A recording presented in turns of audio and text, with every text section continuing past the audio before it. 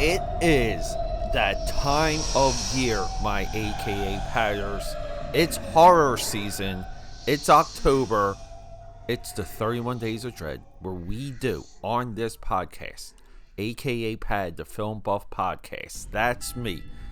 We do one horror movie a day for the entire month of October. This year, it's nothing but black and white movies. Let's go. We're going. There's just a lot to go over for this day of the 31 Days of Dread. The greatest horror podcast effort, educational experience, entertainment experience on all of social media, on any podcast platform. We're going into year 9 or 10 of this. We have hundreds of episodes.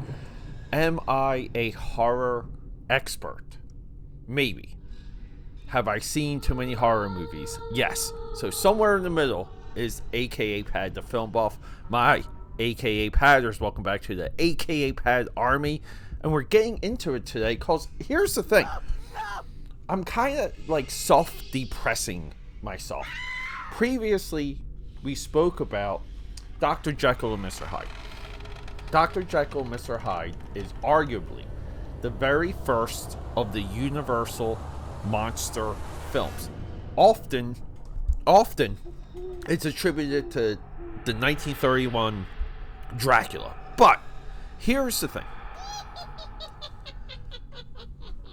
There's action figures and merchandise and adult dolls that earlier on, right? And I think even through like a Burger King promotion, they would roll in the Phantom of the Opera. They would sometimes roll in Dr. Jekyll, but never Hunchback. A lot of times there would be books and, collected stories of some of these productions. But Hunchback is really the one that's always left out. This is where it just gets depressing for Peter, because you guys know when history is lost, like my soul screams. That's one of the reasons I do so much work for AKAPAD.com, because I don't want my own history to be lost. It's almost like a fear. But here's the thing. 1931 Dracula. We no longer discuss Dr. Jekyll and Mr. Hyde. 1913. These are silent films, by the way. Hunchback of Notre Dame. 10 years later.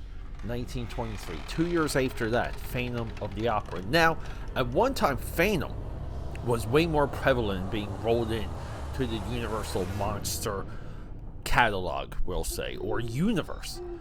He would get more toys, so on and so forth, model kits, all kinds of cool things, more magazine covers, and that's mostly because Lon Chaney, this is the guy on screen.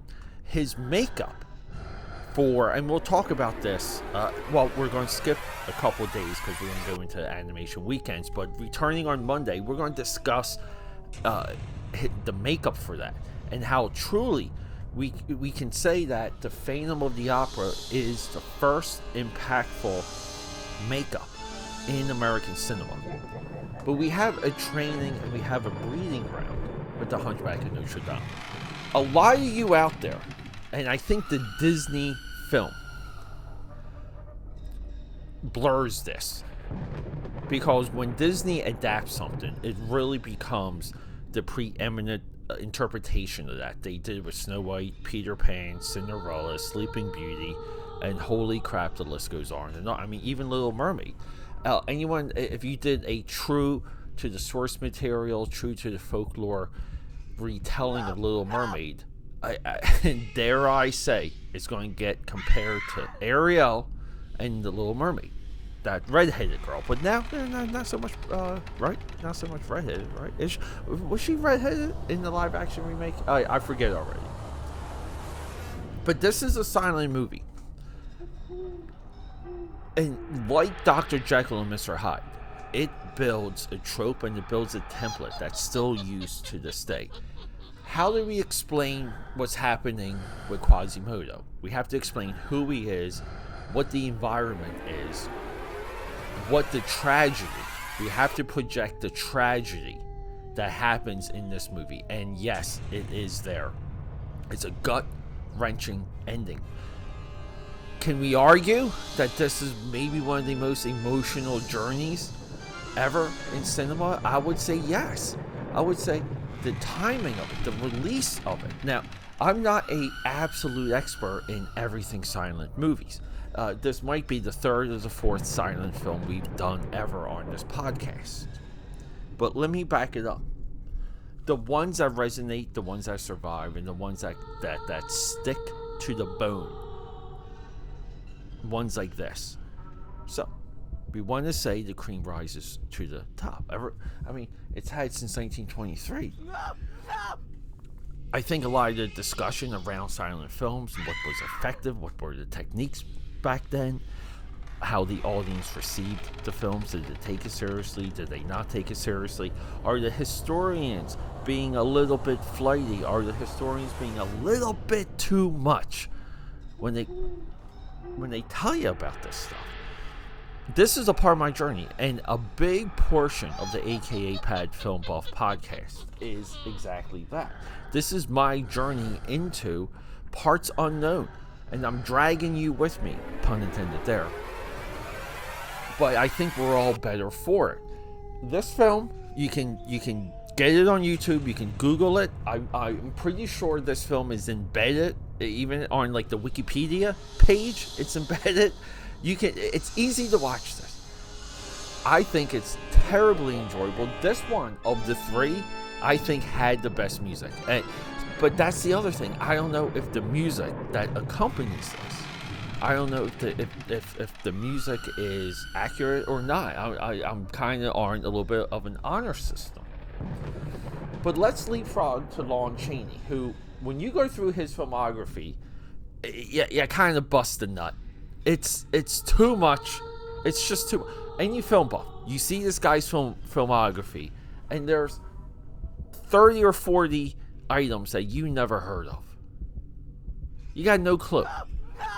But on his filmography, well, we have things like Treasure Island, Oliver Twist, Phantom of the Opera, Hunchback of Notre Dame. Sagas, tales, still adapted to this day. Far less though.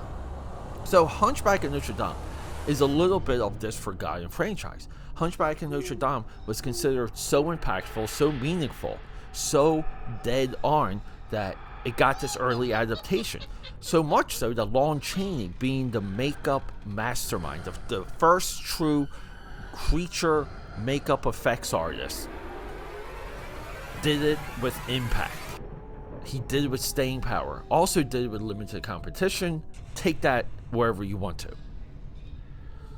But throughout his career, and this is what London After Midnight, 1927. He's got a few lost films. There's a lot of lost films in this era. London After Midnight is one of those films. Now, I could be mistaken translating to maybe it's out there. The internet, the world, is quite good with what they call lost media. It's one of my favorite YouTube deep dives to do.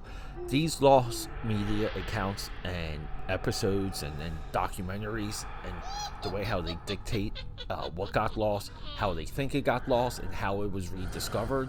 Things like Reddit and Discord track these things down. Internet sleuths. It's one amazing thing. But Lon Chaney is a name forgotten. This franchise, because let's just call it that, Hunchback, forgotten, gone. During my time, we had Stanley Patakin, right? 88 Keys. I might be getting that name a little crooked there. Another pun intended. He was in a TBS or TNT miniseries about the Hunchback.